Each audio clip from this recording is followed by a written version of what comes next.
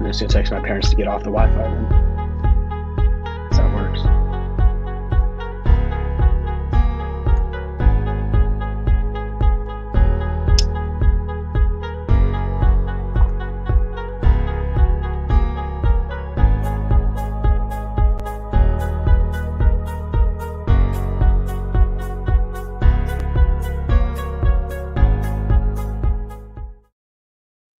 Hey everyone, welcome back to Adherent Apologetics. As always, we're brought to you by you with your support on patreon.com/Adherent Apologetics. Today I'm joined by Carl, as always, he usually comes in, and Micah Pope, though he's not officially a part of the Youth Apologetics Empire. He is youth and in apologetics. He's probably the most followed TikTok apologist in the world. So I feel honored. But what's up, Carl? What's up, Micah? How are you guys doing? I'm doing okay. Swaggy. Doing pretty good. We'll just give really brief introductions in case people don't know who you are. So we'll start with Carl and then go to Micah. And if you could turn your mic up a little bit, Micah, that'd be great. Gotcha. All right. So I kind of do apologetics. I kind of do theology. I mostly just kind of meme. That's really what I do. But people tell me I'm intelligent, so I guess that's why Zach has me here. Who knows? But my name's Carl. I'm Zach's best friend. We live like 2 minutes away from each other. That's basically my qualifications. I am essentially the same. I am Reformed, and I do stuff on TikTok. So yeah, I don't know. There's a whole lot of note about me other than my name is Mike Pope. Go to the University of Delaware. So yeah. Isn't that like the biggest party school? Yeah. Yep. Oh, tight. Yeah. Getting down like the old-fashioned popes, aren't you? Yeah. So we are gonna come on, Carl. We're gonna go into responding to Prophet Azab. He released a response to my 36 questions. We may not get through it all, but we're gonna get through a lot of it. If you have questions, as always, you can put those in the live chat. We'll get to those at the end. But we're gonna get started with these questions and just give our reaction to them. So let's go. Awesome. Why is there something rather than nothing? This is just an absurd question on every conceivable level. Even setting aside the idea of whether there being nothing even makes sense, how do you just walk up and ask a person to explain why everything exists? Do you believe in God? No. Well, then explain the entire universe, idiot. This doesn't follow and is totally unrealistic.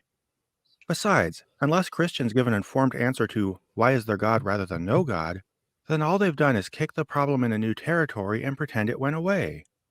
So congratulations on achieving that. All right. There's a few things we can respond to. I'll just give my couple thoughts and we'll go to Carl and we'll go to Micah. But basically, the why is there no God? Why is there a God rather than no God? It's because God exists necessarily. He exists in every possible universe. There's a difference between a conceivable universe and a possible universe. But we'll save the modal logic lesson for another day. But so there's that. And then like the other thing that is really interesting that we see a lot is the idea that's kind of like an absurd question. And I mean, it's really not, because, there's something. So we should wonder why there is something rather than nothing. We could go the oppie route and go brute facts and go through that, or we could go like the more theistic route. So that's my 2 cents. Yeah, I think he's kind of just dodging the whole point of the question here, because the whole point of the question is to say, look, like theists have the best explanation for why there is something rather than nothing. So simply saying I don't have a good explanation for it doesn't really address the heart of the problem, because you're just saying exactly the point of our question. You're just handing us the point. It's not really a rebuttal as much as it is just conceding the fact that, yeah, there is no good explanation for why there is something rather than nothing except for God. Yep. I think that covers it. I don't have anything else to add to that. I think like we either have an explanation or we don't, and one way or another, it's not an absurd question to ask. But if you don't have an answer to that, then maybe you need to reconsider why you believe what you believe, because that's something that's worth justifying. And as a large scheme, like who am I? Like why is there something? So it's something worth considering. And yeah, like the steelman, the skeptic, like very briefly, like you don't, if you are an atheist and you're kind of like thinking of like how an oppie or a jail sobo or someone to defend this, they're not going to give the exact explanation for why there's going to be something rather than nothing, but they're going to say, there's these brute facts. And from these brute facts kind of comes a universe. We kind of know what these brute facts would be, but we don't really know. So there is some sort of explanation. It's not a complete one, but it doesn't have to be. Morton X says, as a Muslim, I'm impressed with you guys. So sweet. We'll keep on going, and I have to remember to share the screen because I'm really bad at this. But yeah, let's keep on going. Number 2. Is there any evidence that suggests the universe is eternal? As with question 1, I'll ask why we should have to answer this question just because we don't believe in their God. I mean, what scientist, much less person on the street, should be expected to know this kind of thing? Besides, you could just as easily ask, is there any evidence that suggests God is eternal? Or, exists? Number 3.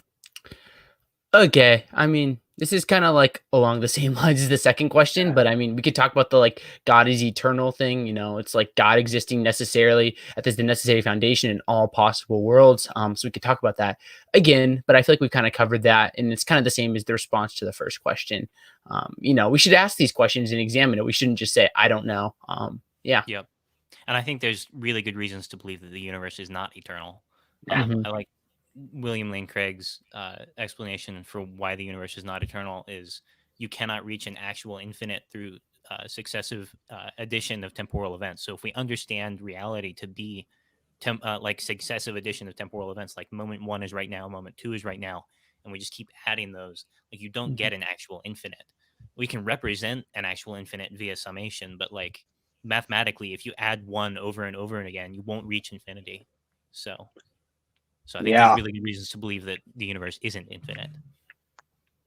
So I thought you were done that. I'll just add on to that. Like the reason I believe the universe couldn't be infinite is because the heat death is an actual thing. If the universe was infinite, we would have already experienced the heat death because it would have happened an infinite number of years ago. So, and since we obviously haven't experienced the heat death, the universe really couldn't have been infinite. No matter how far you want to go back, it would have had to have happened. And since it hasn't happened, the universe logically or physically cannot be infinite. Yeah, I mean, this guy's scientific evidence definitely points to a finite past. It's a little more sketchy than like the philosophical arguments like Micah was talking about, but I mean, the science seems to support it as well. Roxby, Ethan, what's up? Thanks for joining us. We will keep on going now. Number 3. If not, why do atheists hold on to the idea and say you have debunked the Kalam cosmological argument? Aggressively loaded question and switches from third to second person halfway through, but whatever. Honestly, the Kalam is so uncompelling it doesn't even need to be debunked. It's poorly constructed and relies so much on simplified intuition that it's practically meaningless. But even if we generously granted every assumption it makes, all it does is suggest that cause and effect as we perceive it can't go back infinitely, and that's something about the universe must defy our intuition if you think back far enough. That's it. Christians just tack God onto the end for the sole reason that they wanna. Number 4. Yeah, I mean, he's right about the whole question thing. Mike is having fun. But he's right about the question thing. I definitely messed up that question, and I loaded it. What's up, fake Ethan? But I mean, the Kalam is definitely worded properly. Like, if the premises are true, whatever begins to exist has a cause, and the universe begins to exist. Therefore, the universe has a cause. The conclusion follows from the premises. So, like, it's logically valid. It's just a question of whether the premises are true. And I know he just gave like a very 30-second brief response, but he just said it's like debunked or whatever. But he didn't actually give any reason to believe so. Yeah. I'm not convinced by anything he said. To be honest, I'm not even sure I understand what he said. Yeah. Yeah, I think the thing that I took from what he said, it was like, he said that the logic was too simple or something like that. The premises were too simple, something along those lines. And I was like, having simple logic is like the hallmark of philosophy. That's the intention, is to have simple logic. That makes an argument extremely strong if the logic is simple. So you can't take simple logic and use it to disprove the argument, because arguments should have simple logic. It makes them good arguments. Yeah. It's like, it's most opponents, therefore it's wrong. It doesn't make any sense. I mean, simple logic is still logic. All men are mortal. Socrates is man. Therefore, Socrates is mortal. It's very simple logic. But I mean, if the logic holds, then the conclusion is true, regardless of how simple it is. Good old AAA1. Let's keep on going. Or, if so, why do the vast majority of scientists reject this idea? If you're implying that most scientists reject the idea of an infinitely regressive steady state universe, I guess I can go along with that. But God isn't a necessary or even plausible alternative. And honestly, if you're a Christian, or at least fundamentalist, you might want to reconsider bringing what do the vast majority of scientists think into a conversation. Number Yeah. It You understands, like, hey, he's confusing a God did it, like, explanation with a necessary being. Yeah. Like, I mean, if we think about like the project of natural theology, especially with like contingency arguments, cosmological arguments, like at some point they're saying there's a first cause, we're going to hit a metaphysical brick wall, so to speak. And the question is like, what are the properties of this first cause? What must it be? So yeah, I mean, he makes a point of like, you know, if we're going to reject what scientists don't believe, then we should reject like a 6,000-year-old Earth. But I mean, I don't think any of us are young Earth creationists, so that's not really our problem to deal with. But I mean, at some point, we're going to hit a metaphysical brick wall with like our explanations. So yeah. So just to explain, like a necessary being isn't like just saying, well, we don't know what did it, so God did it. It's saying this is a logically necessary being without which reality doesn't exist. Yeah. And you don't even have to believe that the necessary being is God. Like if you look at like Proust's cosmological argument for contingency in the Blackwell Companion, it says premise 4 is this is a necessary being. Premise 5 is this, if there is a necessary being, this is God. So you can get to a necessary being without God. It's like the whole gap problem. But yeah, keep on rolling. Number 5. Why is the universe so fine-tuned? Well, it's not, but that's a long story. But unless you can explain why God is fine-tuned for conscious thought, much less infinite wisdom, then again, all you've done is kick the same problem up a level and then ignored it. If you expect us to answer questions and then use special pleading to wiggle out of them yourself, there's no reason to take you seriously. So he says, if I'm hearing him right, just to steel man him here, he's saying that God needs fine tuning as well. I mean, obviously he denies fine tuning. We could talk about that, but is he saying that God needs fine tuning? I think that's what he's saying. Yeah, it sounds like God would then be derived from some sort of more God consciousness. Yeah.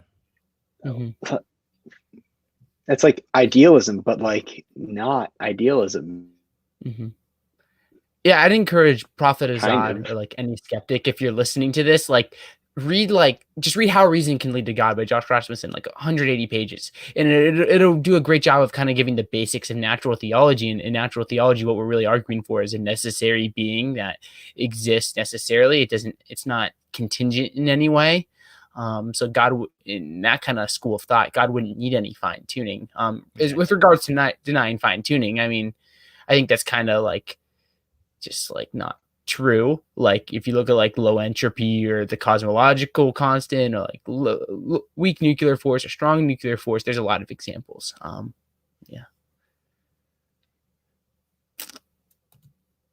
Number 6.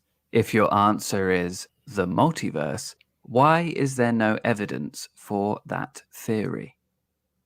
If your answer is God, then why is there no evidence for that theory? Funny how selective your interest in evidence is. But here's the thing. I don't give a flying f*** about the multiverse, nor should I have to. If you want to react to the universe's mysteries by guessing that God did it, nothing compels me to come back with, well, maybe it's the multiverse instead, just so I have my own alternative guess. Instead, I should say, hey, I don't know and neither do you, so stop guessing until you have an informed answer. And suggesting anything else shows you just don't understand atheism. Number 6. Yeah, I mean, I think a lot, like in like the way Prophet of Zod just kind of thinks that like all arguments for God existence are just God did it, we don't know, so therefore God did it, and that's just like not at all what natural theology states. So Yeah, that's. We can move on. I mean, there's not a whole lot more to that one. That's basically Honestly- all of these so far. Honestly, yeah. If you're like convinced by these arguments, I'm concerned for you. Well, I think he's coming from like his perspective. It's more of just like the non-theism version of atheism. So it's just like, I don't believe in God. That's basically all the truth claims he'd really make. Like null hypothesis theory. Like, Yeah, I don't believe in something until it's proven. Which is, yeah, but still, he's not even arguing against the proof given. Yeah. We'll keep on going. Number 7. Is it possible that there is no natural explanation for the origin of life? A few thousand years ago, people might have thought it was possible there was no natural explanation for lightning or the rising and setting of the sun. And while this sounds silly in hindsight, I guess there always might be a far-fetched, precedent-breaking possibility that there's no natural explanation for the next thing we don't fully understand. But by appealing to this possibility, all this question is doing is asking, hey, since we don't know everything, can I interest you in a God of the Gaps argument? Nope. Number 8. Yeah. It's interesting because like at least myself, I am very skeptical of like ID arguments, just because, you know, it's something inside the universe. It doesn't deal with the foundations of reality. But I mean, if we look at like the philosophical problem of like the origin of life, is we're dealing with non-life, life coming from non-life. Like that's a puzzle. It's a philosophical puzzle. It's part of the reason that Antony Flew ended up becoming a deist, is because he's like, how do we get life from non-life? It just doesn't seem to add up. And I mean, I'm not even an ID critic, but there is some validity to the argument. Yeah. I think another, like in terms of humans, like how do you get moral matter out of non-moral matter? Like that's an even bigger issue than just like life and animated motion. So I'll take that one step farther and say, how do you get conscious matter from unconscious matter? yeah, and I think that's where the next question is going. Yeah, the construction problem is real. I'll say that. 8. Where does consciousness come from? It's a function of our brains, and going too much deeper into it would take a while. But again, why are you demanding these answers from me? Why do I have to fully explain complex scientific phenomena I'm not an expert in before you feel I'm justified not defaulting to your magic answer that you can't explain at all? Because can you explain where consciousness comes from, including God's consciousness? If not, you have no real answer and are just declaring that consciousness comes from more consciousness, which, okay then. You got thoughts, Micah? I was like he asked, can you explain where consciousness comes from? And I said yes we can. Can you explain where God's consciousness comes from? God's consciousness is a necessary consciousness. He is self-existence. Yeah, and I think this is like the issue. If we're gonna make like a philosophical defense of atheism, is we're gonna have things like consciousness, or like why is there something rather than nothing, or the applicability of like reason or mathematics, or more morality, and you're gonna have to ground all these things in brute facts if you're gonna be an atheist. As at least a philosophical atheist. Atheist is like a Graham Oppie, but I mean, you know, he just kind of doesn't really, and I know it's just like a very short response, but he doesn't really answer any of the questions surrounding like the construction problem. How does like impersonal matter create personal mind, or like the hard problem of consciousness, things like that. He just assumes like, well, where does God's consciousness come from? And we've talked about the whole necessary being idea already in this video. Yep. And to be fair, like, hey, he's saying he could go into a scientific explanation, but as far as I'm aware, there isn't a scientific explanation for where consciousness comes from. It's immaterial. So I don't know. Yeah, the best argument you can bring up is like mind-brain dependency. And there's obviously a lot that can be said, and we won't do that in this short response video. Number 9. Do you lack a belief that God exists, or would you say that God does not exist? If I were forced to choose between these two, I would say I lack belief that God exists. However, given most supernatural propositions, say, do vampires exist or does the Dark Lord Sauron exist, most of us treat both answers as pretty interchangeable. And people who split hairs between lacking belief and thus dismissing something as not worth your time, which they see as a perfectly adequate response to vampires, and conclusively showing you've disproven it, are expecting you to parse out the nature of your disbelief in way too much detail when instead they should be, proving it. Number 10. Yeah, the only thing I want to say on this is the idea of like proving God exists is just way overstretched than what it should be. Like, we don't need to prove that God exists. I don't really know how you, unless you're a presuppositionalist, like I don't know how you could prove that God exists. Like we can't even prove that like other minds exist, yet alone God. We don't need proof. What we need is certainty, or we don't even need certainty. We just need a good reason. With like natural theology, personal experience, all kinds of fun stuff. There's plenty of good reasons to have like a reason. You can't really prove anything, right? Like other than like maybe math, you can't really prove anything. At the end And of like the the day. laws of logic, yeah.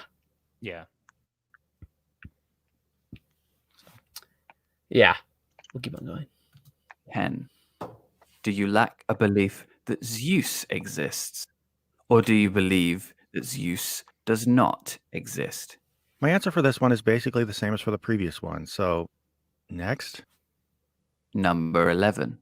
If you just lack a belief that Zeus exists, why are you centuries behind the rest of the world who say that Zeus doesn't exist? Wow, what a fun string of questions based on wordplay.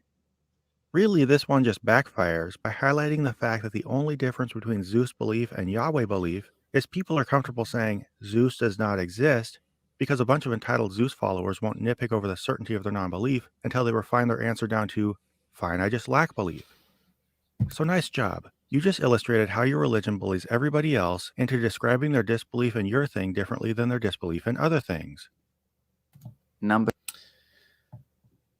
Yeah, I mean, we could talk about the whole like, God is just one of like 4,000 other different gods, and I think it comes down to like the monotheism, polytheism distinction, where you have like Zeus and all these Greek deities or Roman deities or Hindu deities or whatever, and they're all created contingent beings, and the monotheistic tradition has a necessary being.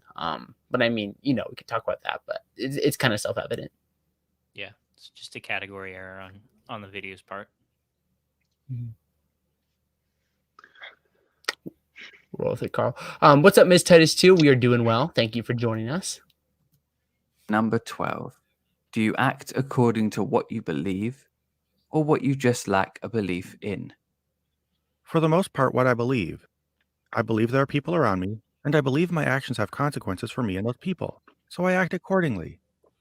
The fact that I don't add a God to the list of things I believe in does not mean I act according to non-belief. Number 13.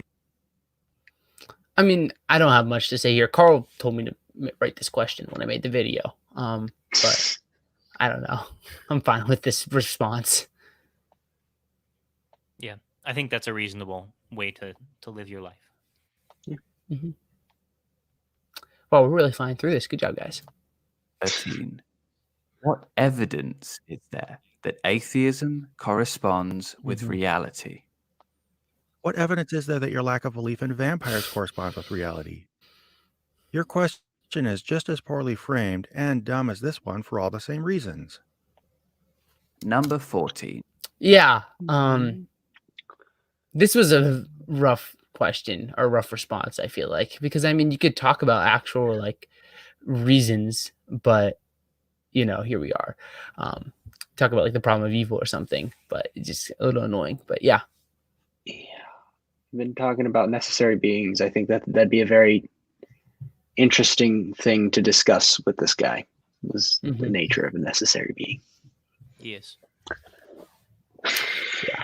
I'd love to talk with you, Prophet of Zod, if you're listening to this, about the difference between a necessary God and a contingent, like created deity. Is atheism a worldview? No, not every perspective revolves around whether or not they believe your thing. Atheism just seems like a worldview because we live in a highly fundamentalist culture that's always flirting with theocracy and thus have to react to you out of necessity. Number Yeah, I mean, if atheism isn't a worldview, then I feel like no one should be an atheist. Like, I don't really care what you, if atheism to you is just a lack of belief of God and that's your worldview, like that's fine. We can talk about that, but like everyone has a worldview, and what I'm trying to get at in this question is like, what is your worldview? And question 15 is gonna Yep. kind of talk about that. I've waffled back and forth on this question myself, to be honest, Mhm. and I think where I've landed on it is that atheism is a component. It's a large component of a worldview, but it itself is not a worldview, in my opinion. Mhm. Because like obviously, especially if you define atheism as a lack of belief in God and not like a disbelief, like a total disbelief in God, like obviously that's going to influence how you act, how you interact with people, how you talk with people, how you think about the world. But it itself is not all the components of your worldview. So I don't know. Mhm. That's my 2 cents. Yeah, I think it would stem from much more of a naturalistic worldview than anything else. But yeah, I'm Yes. with Mhm. Mr. Pope on that. Yeah. I mean, the problem is like atheism can mean so many different things now. Like a lack of belief atheism is really just non-theism if you look at it from like the philosophical literature perspective. But I mean, I'm kind of with Mike on this now. Like the way atheism is used, it doesn't really mean anything because it's just a lack of belief, and that's just like being a non-theist. It's like, okay, you just don't believe in God, but that doesn't get you anywhere. Yep. number 15. If not, what is your worldview? This, like where does consciousness come from and how do you explain all of science, is a big question I don't have time for here. I don't feel obligated to explain my entire outlook on life just to account for saying no to belief in your thing. Number 6. I mean, that's fine if he doesn't want to share his worldview. Then like, okay, that's fine. Yep. 16. What would convince you that God exists? What would convince you that he does not? What would convince you that vampires exist? What would it take for me to sell you this car? Instead of asking dumb questions like this, you should either do the work of convincing me or come to peace with my disbelief. It's not my job to design your strategy for convincing me. Number 7. I'm a little disappointed in his response to this question just because I'd be curious what would convince him that Yeah. God exists. Like for me, like the alternative, what would convince me that God does not exist? Well, if there was a compelling argument for God's non-existence, like if you had like a rock solid argument you couldn't get away from, like a logical problem of evil, even though like those don't work. Like if you just made it more likely that God doesn't exist than he does. We take away like personal experience and miracles and things like that. There's plenty of things. I just don't think there's any reason in reality to actually kind of hold to the reason that God does not exist when everything's done, though there are very smart people that would hold that position. Yep. Yep. I feel like I'm doing all the work and you guys are just saying, yup. Were you used to- I don't want to live in an echo chamber. This is like an echo podcast right now. Number 17. Are you willing to follow the evidence, even if it leads to a different understanding of how the universe works? I'm in a constant state of doing this. Science does it by definition. Religions are the only ones with an avowed practice of not doing so I call BS on this insinuated projection. Number 8. Alvin Plantinga once said the conflict is not between religion and science, but actually science and atheism. Hashtag the evolutionary argument against naturalism. But I mean, we've talked about all this stuff before, so yeah. Yeah, it's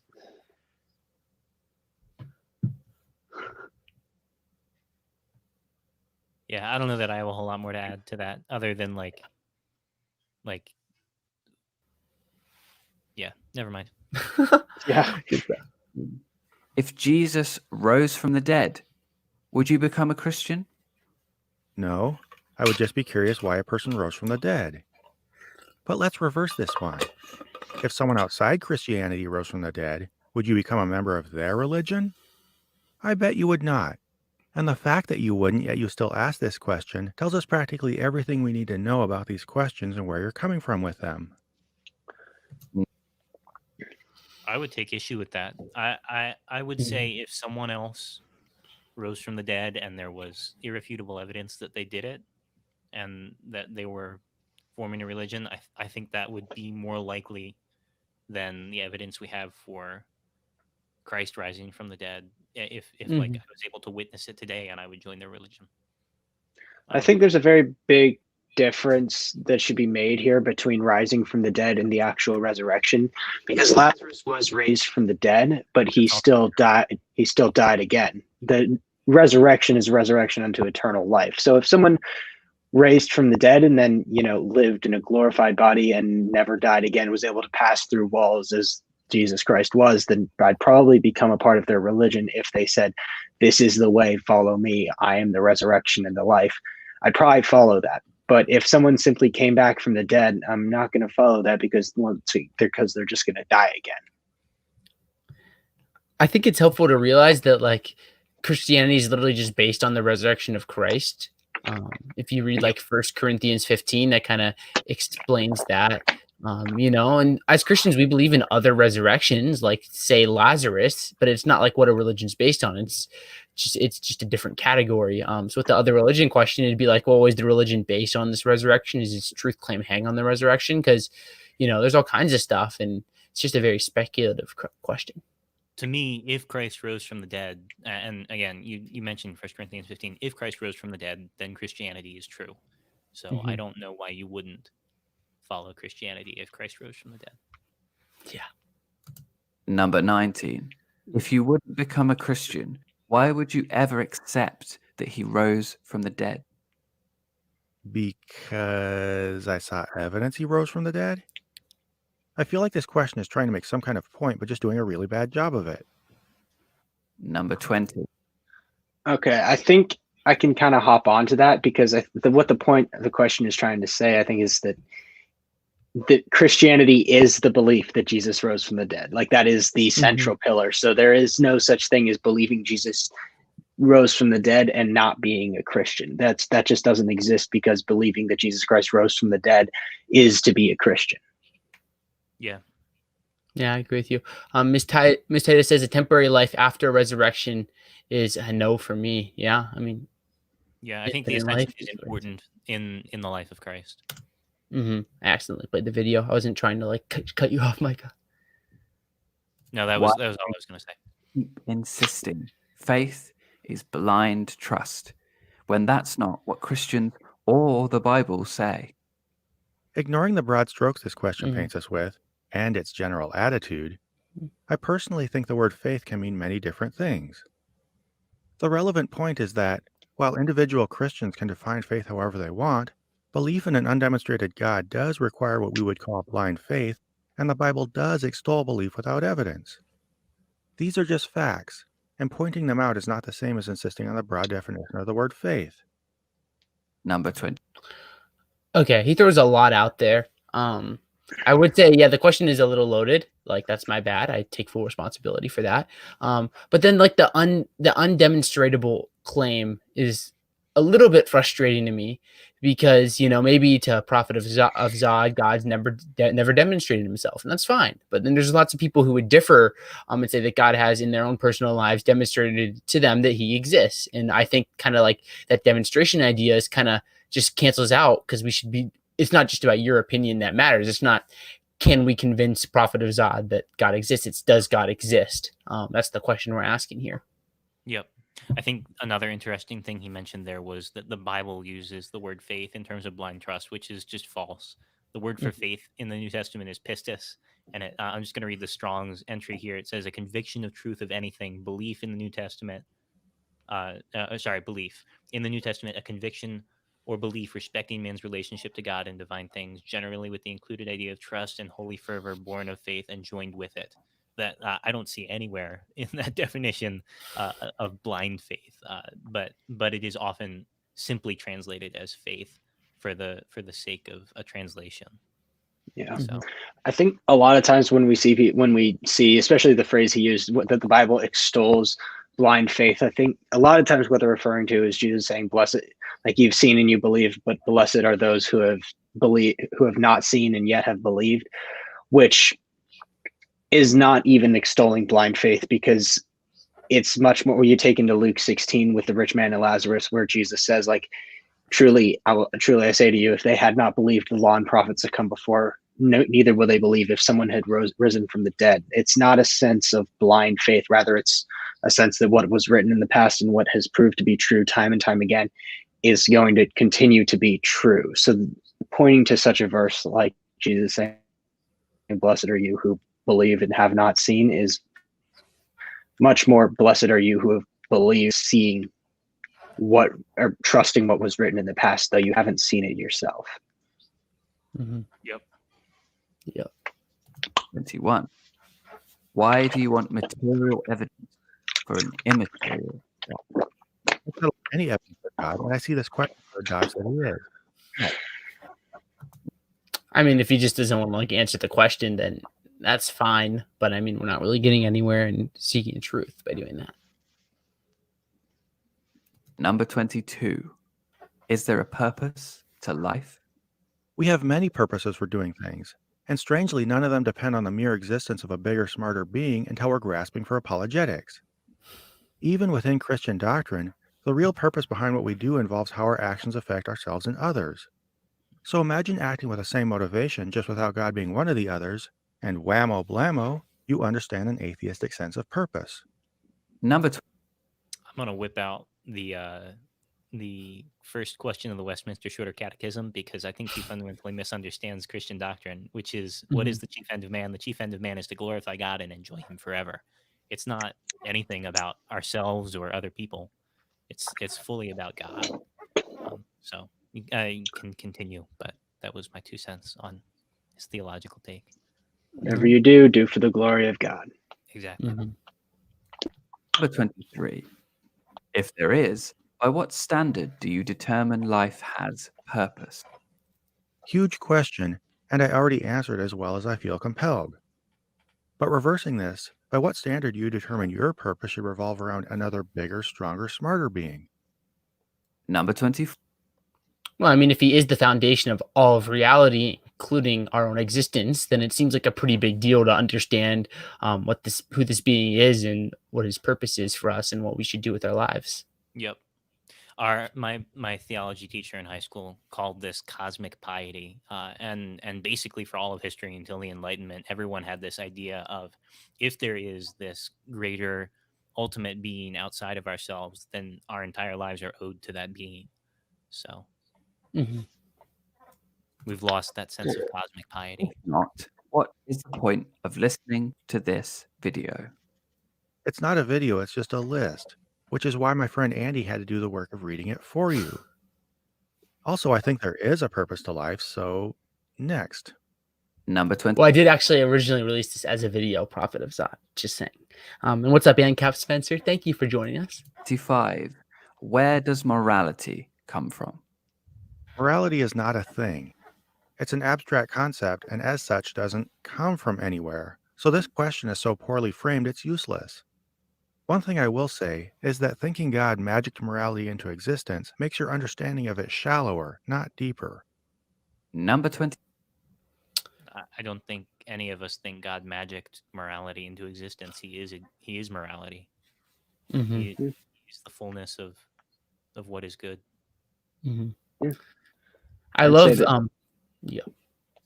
I'd say that his response was morally wrong, and he should be stoned for it, because if morality is just some subjective booga whatever in the sky, it can be whatever the heck I want, and that's what I say it should be, right?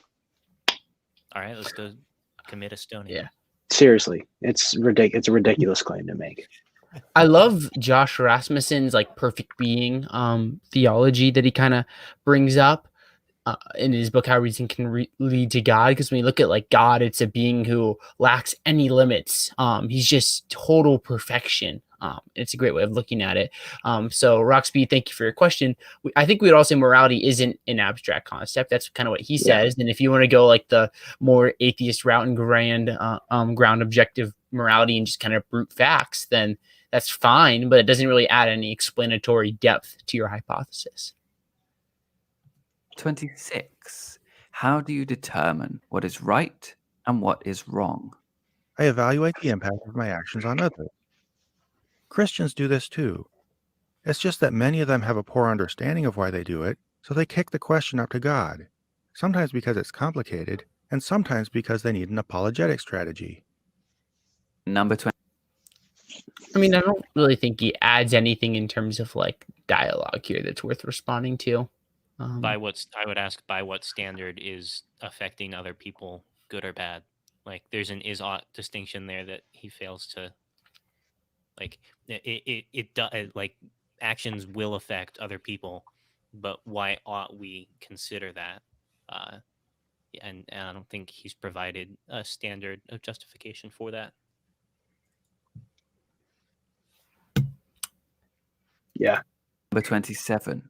When a lion kills a cub from another pride, because that's what natural selection has raised it to do, is that morally acceptable? When Joshua killed a Canaanite baby because that's what God told him to do, was that morally acceptable? You'll probably say yes, but you'll add lots of qualifiers meant to explain why it's not broadly acceptable for most people to do and why you wouldn't do it. And whether or not you've put enough thought into why, my reasons for not imitating the lion are pretty much the same as your reasons for not imitating Joshua.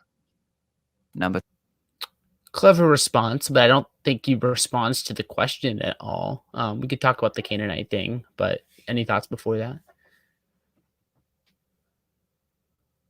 Awesome. I mean, we can hit on Old Testament violence like very briefly. I mean, it's a broad question, but kind of the way I look at it is we describe God as morally perfect. We can establish that. So whatever a morally perfect being would tell us to do is kind of something that I think we should do because we are not morally perfect. We're limited in our understanding of reality. So with how we interpret those passages, I don't really know. I just know that I'm going to do what the morally perfect being tells me to do because it's morally perfect. I'm not. Bye, Carl. Is gone. We'll miss you, Carl. Number 28. If evolution has put a sense of morality into us to help us survive, what makes our actions any better than any other animal's actions? Well, first off, this question is phrased like but setting that aside, if God put a sense of morality into us and also did the same for Joshua, what makes you deep down see Joshua's actions as fundamentally and vitally different from yours, even though he was acting on God's commands? Honestly, think through that for a bit, and you'll understand why I prefer my actions to those of animals. Number I mean, I feel like we kind of talked about this, but do you have any other thoughts, Micah or Carl? No, not really. I mean, I would I'm trying to remember what he said in his words. He was saying, "Why is?" Well, oh, never mind. I forget what he said. It's all good. It's just kind of rephrasing the question about Joshua and the Canaanite baby beforehand. We kind of talked about that, but yeah. 29. Is it morally acceptable for you to kill a toddler because you can no longer financially support it? Is it morally acceptable for you to kill a toddler because God wanted you to completely destroy a city? Well, consider why, and I think I've made this point by now. And number 30. I mean, you have, sir, and you keep deflecting the question. You didn't really answer anything. Is it morally acceptable to kill a fetus in the womb because you couldn't financially support it? Why is this question on your list? The only reason it has anything to do with atheism is that I give serious thought to when consciousness develops in the womb, whereas you think God magicked a soul into existence the moment the sperm hit the egg. Is this really a difference you want to highlight? Number 30. By what standard is consciousness valuable? Like, you haven't established that. Yeah. Well, and it's just like, yeah. Yeah. Like, well, if this is the way that you answer every single question, there's no point in actually having any questions because it's simply just, either I don't know, why are you asking, or just deflecting it. There's no actual answer to the question. So you ask, why is the question even on the list? I'm not quite sure why you're answering the list. Mm-hmm. Yeah, he doesn't answer the question. It's just kind of like, but what about this scenario? Which, yeah. I do say, if there's any questions, we will answer those at the end, but we have a few more questions to get through. 31. Is it morally acceptable to kill a baby after it has been born? For me, the answer is no. For you, the answer depends on whether the baby is, for example, a Canaanite or Amalekite. Sorry, but that's the answer your string of leading questions deserves. Number 30. I mean, at least he answered the question. He said no, which I'm glad. But I mean, we've talked about the Old Testament violence thing, a few already. So yeah. By what standard? How can you morally differentiate between a baby in the womb at 6 months and a baby born prematurely at 6 months? I personally don't, except insofar as we take into account whether a person should have to use their body to keep another person alive. Number 30. What do you think about the pro-choice? Because it seems like he's kind of following along the pro-choice argument, where if the baby's in the woman's womb, it's the woman's right to terminate the pregnancy. So what do you guys think about like that argument for abortion? Yeah, I mean, we may be going off track a little bit on this one, but like I could say a lot about the bodily autonomy argument. So I think he admits that. I think in saying this, he admits that abortion is morally wrong, but it's legally okay, because a woman should have the legal right to bodily autonomy. But I think that like that falls apart if we apply it to any other situation. Like if I've donated an organ to someone, can I request it back?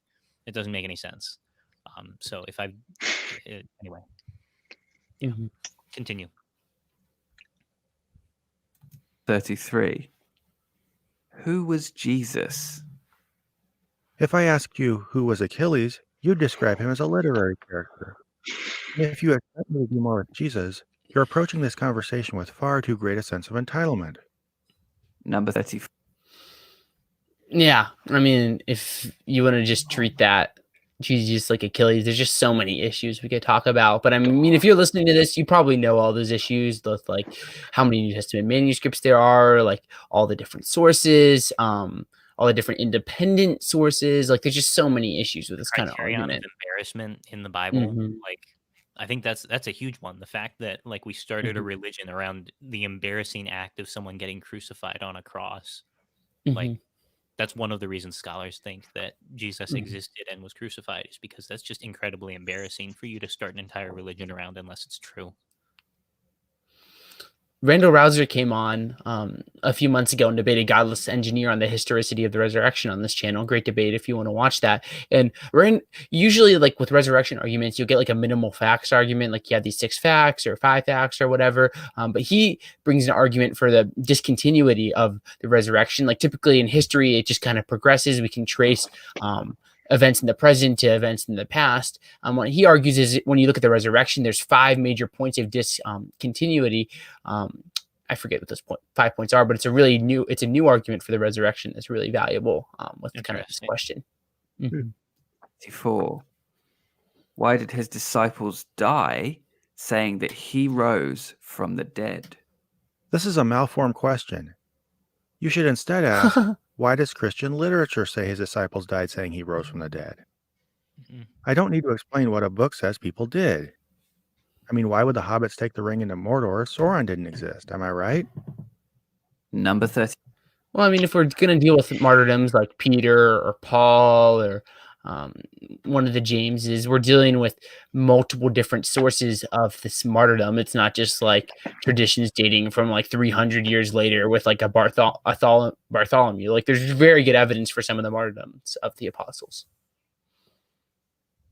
And the hobbits took the ring into Mordor to destroy it. Good stuff, Carl. You're welcome. 35. Why does the Bible keep lining up with archaeology? Oh, you mean how we have no sign of the millions of Israelites that the Bible has wandered the desert with Moses? No major ancient civilization as much as notice Noah's flood?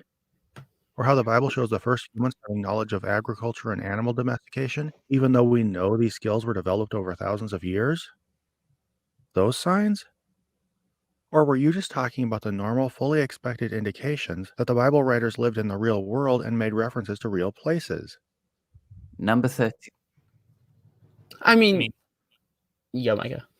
I was just going to say, like, the very last thing he said is what you were asking, I think, right? Which is, yes, that the Bible writers lived in the real world and made references to real places. So, like, isn't that evidence that it's not just made up years after the fact. Mhm. Carla's almost gone. And I mean, I think even if we take like a very skeptical interpretation of, let's just say, like when Genesis was written, like even if you don't want to say Moses wrote the Pentateuch and Genesis was actually written during the exile in like the 4th or 5th or 6th century BC, take for example like Sodom and Gomorrah. Like there's actual, if you just Google it, you'll be able to find it. But like there's actual archaeological evidence for something like Sodom and Gomorrah, which if you date the timeline of Genesis, that's something that's happening in like the 15th century BCs. This is like a 1,000-year gap if you take a very skeptical dating of Genesis.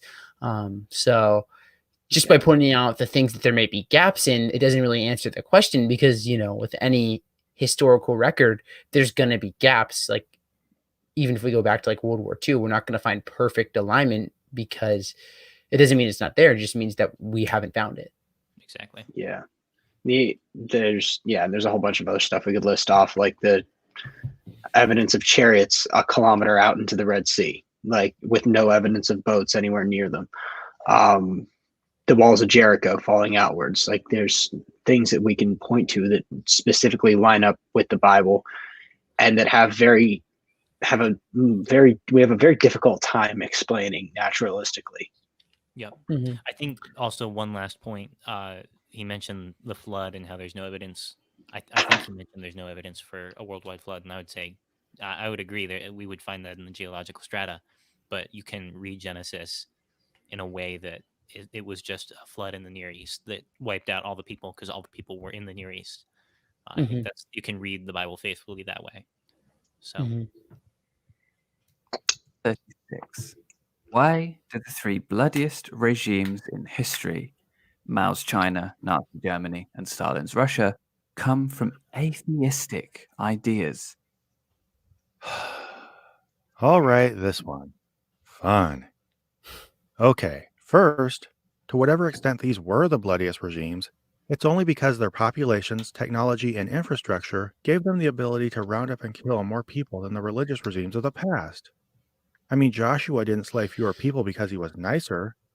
He stopped because he finished killing them all. You know, like God told him to. Second, if I told you that the Crusades or Inquisitions or witch trials came from Christian ideas, you'd trip over yourself explaining why the actors behind these events were operating on something other than Christian ideas, demonstrating a remarkable understanding of the fact that, humans being humans, they act on their personal fear, greed, and desire for power in a way that can't be neatly ascribed to a single label they identify with. Yet somehow, the moment we start talking about any regime that was both murderous and irreligious, you suddenly become content to blurt out that they just did it because they're atheists. I mean, come on. You might as well just turn your hypocrisy into a flag and march around flying it wherever you go. And finally, the Nazis weren't atheists. Jiminy Christmas. All right. Somebody predicted in the chat. They said he'd better not say the Nazis. Yeah. It's funny because I just did a bunch of research on the religious beliefs of Adolf Hitler and kind of like the Nazi party, and they were atheists, or they were at least social Darwinists. It's kind of tricky because, especially with like Hitler's speeches, and I'll talk about it when I give like a brief presentation on it. You can see them Monday or Tuesday, but like the Nazis were not Christians. Like there's very little about that. The Joshua thing, we've talked about this. Like I don't really know what interpretation of these events is true, but I mean, we have a morally perfect being, so I think he's just starting from the wrong place in terms of those events. And then was there anything else? Oh, the Salem witch trials are really interesting because I was learning about them, and it doesn't really have to do with religion much. When you look at the history of them, it has to deal with a town spreading out, and there's hysteria. And if you look at like the accused witches, they're all on, I believe it's the east side of town, which is like the older part of town. If I get that right, there's a lot of geography behind the Salem witch trials and a lot less religion than people think of. And not a lot of people comparatively died in the Salem witch trials, right? Mm-hmm. It's like 30 or 40 people passed away in the Salem witch trials. Like not like comparatively speaking. World War II, Salem witch trials. Yeah. Big difference. Something else he said that just kind of irked me. It was like, why do we not attribute these things when people are hungry for power and evil and all these things? Why do we not attribute these to Christianity when it happens with Christians, but we do it to atheism when it happens with stuff like that? And the reason we don't do that is because Christianity itself specifically condemns the pursuit of power for personal gain. It specifically condemns a set number of things. So we cannot attribute these things to people that hold to these values, because they obviously don't hold to the values of this, because atheism doesn't specifically espouse a set number of beliefs in what it believes to be wrong. Rather, it's much more up to personal interpretation. So we can attribute these things to atheism because there is nothing to compare it against and say, thus atheism does not say. Rather, we can say, thus Christianity does not say. Yep. Mhm. And Stalin tried to institute state atheism because that was the only way he was going to enact all the things. So. Yeah, great point, Carl. Well, I mean, there's 36 questions responded to. That was a lot of fun, I guess. You guys have any kind of like closing thoughts, and feel free to plug yourself for people listening who may be on like the podcast YouTube side of things, but not really into like the TikTok realm, because I got 2 TikTokers with me today. I have a YouTube channel, the Pope himself. I don't know if I'm going to be making content for it or if I'm just going to use it for live streaming for stuff. So, but yeah, I've got a. Oh, sorry. Go on. I've got a YouTube channel too. It's just, this isn't my fault. One straight word. That's also my TikTok name. I suggest you follow me on TikTok because I don't post at all on YouTube. I'm like Micah. I'm not sure if I'll actually use it for actually posting things. I hope to do that sometimes. I'm just not sure if I will ever get the discipline or inspiration to. Yeah, well, this is good stuff, guys. Appreciate your time. I do want to say, Prophet of Zod, if you listen to this, thanks for tuning in and listening to our responses. Lots of interesting stuff to think on. Hopefully we brought clarity to you from the Christian side of things. For everyone tuning in, thanks for tuning in. Roxby, Supreme King, Miss Titus, everyone else, thank you. But that's it, everyone. Hope you have a good night. As always, you're brought to you by you with patreon.com/Adherent Apologetics.